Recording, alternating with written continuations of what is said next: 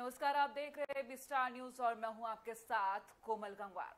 Amphan तूफान से जो कोहराम मचा और जो नुकसान हुआ वो शायद किसी से नहीं छुपा है। जहां उड़ीसा और पश्चिम बंगाल की अगर बात की जाए तो भारी नुकसान हुआ है। वहां पर पश्चिम बंगाल की अगर बात कर ली जाए तो 80 लोगों की मौत हो चुकी है। अब तक का जो आंकड़ा सामने आया है वो 80 लोगों का आंकड़ा सामने आया है।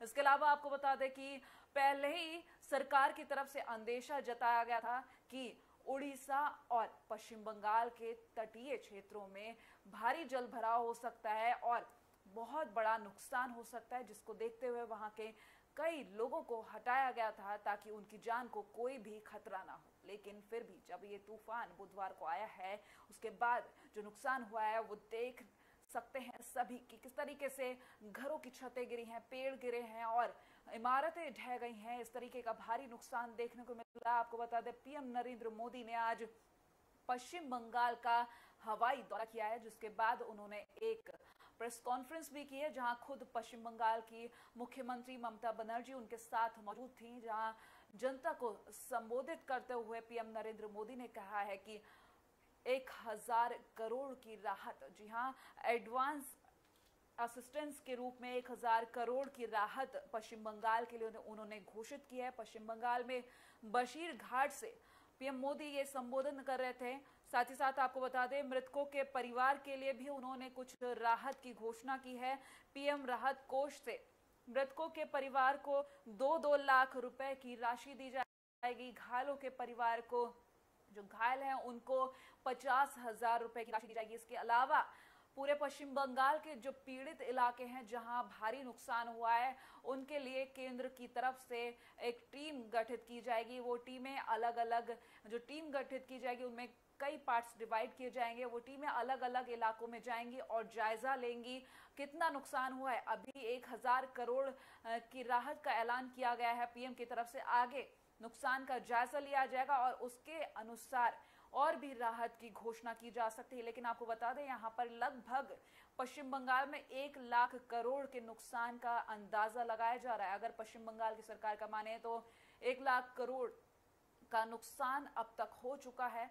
अब जब पीएम नरेंद्र मोदी खुद पश्चिम बंगाल पहुंचे थे तो उन्होंने जनता से संबोधन में कहा कि केंद्र हमेशा पश्चिम बंगाल के साथ खड़ा हुआ है। ये जो दुख की घड़ी है, सारे जनता के साथ पीएम मोदी खड़े हुए हैं और उन्होंने साफ कहा कि पश्चिम बंगाल अकेला नहीं है। इस संकट की घड़ी में केंद्र सरकार साथ में है, जो भी बनेगा वो किया जाएगा। और उससे पहले एडवांस असिस्टेंस की अगर बात की जाए तो 1000 करोड़ की घोषणा कर दी गई है। 1000 करोड़ रुपए की राहत की घोषणा की गई है पीएम की तरफ से। साथ ही साथ मृतकों के परिवार के लिए घोषणा की गई है कि जिन लोगों ने अपने परिजन खोए हैं, अपने घर के परिवार वालों को खोया हुआ है, उनको इस अगर तूफान में लोगों के परिजन की देहांत हुए हैं उनको 2-2 लाख रुपए का 2-2 लाख रुपए का राहत कोष, पीएम राहत कोष से राहत दी जाएगी। आपको बता दें घायलों को 50-50 हजार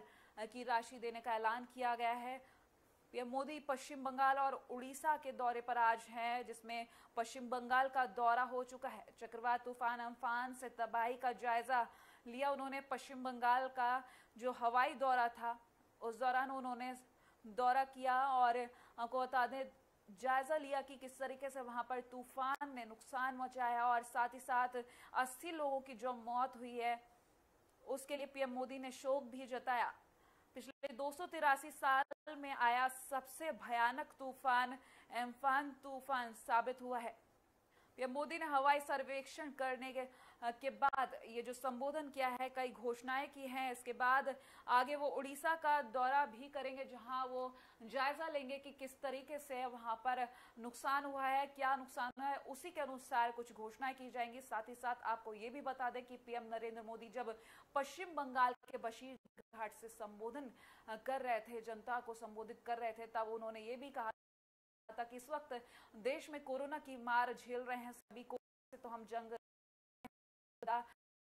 अब अम्फान तूफान की मार झेली जाए उसको कंपेयर करते हुए उन्होंने कहा कि दोनों ही विपरीत दिशा में इनके सॉल्यूशन है। क्योंकि अगर कोरोना की बात की जाए तो अपने घरों में रहकर अगर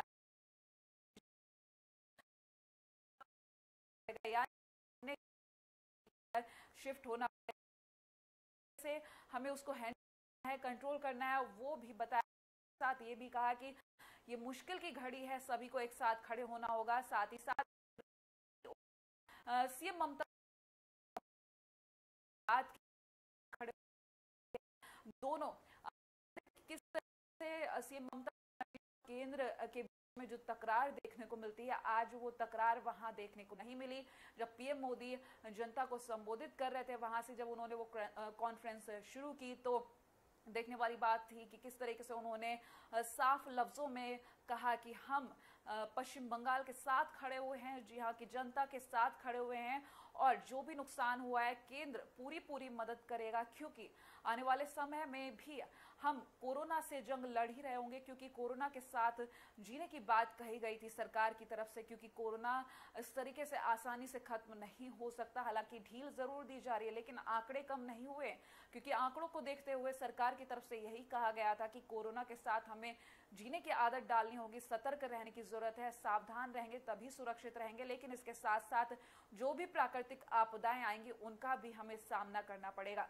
आपको बता दें, जब एम्फान तूफान की घोषणा की गई थी, इससे नुकसान का अंदेशा जो जताया गया था, तभी कह दिया गया था कि भारी नुकसान हो सकता है, इसके लिए जनता तैयार रहे। तो पश्चिम बंगाल और उड़ीसा में जो भारी नुकसान हुआ है उसका जायजा लेने के लिए पीएम नरेंद्र मोदी का आज का दौरा, जिसमें पश्चिम बंगाल का दौरा हो चुका है, वहां पर उन्होंने प्रेस कॉन्फ्रेंस कर ली है, जनता को संबोधित कर दिया है। इसके बाद अब वो उड़ीसा के लिए निकलेंगे, जहां वो हवाई दौरा करेंगे, और वहां हवाई दौरे के दौरान वो उड़ीसा का जायजा लेंगे कि किस तरीके से वहां पर नुकसान हुआ। हालांकि तूफान का जो अंदेशा जताया गया था वो वाकई में भयावह तस्वीर के रूप में सामने आया, क्योंकि 283 साल में ये तूफान सबसे ज्यादा भयानक तस्वीर सामने लेकर आया, क्योंकि 283 साल में ये पहला तूफान है जो इतना भयानक था, जिसकी वजह से पश्चिम बंगाल और अगर बात की जाए उड़ीसा की तो भारी नुकसान हुआ है। 80 लोगों की जान गई है। पश्चिम बंगाल की बात कर रहे हैं हम, जहां सीएम ममता बनर्जी के साथ पीएम नरेंद्र मोदी नजर आए। आज दौरे के दौरान जो उन्होंने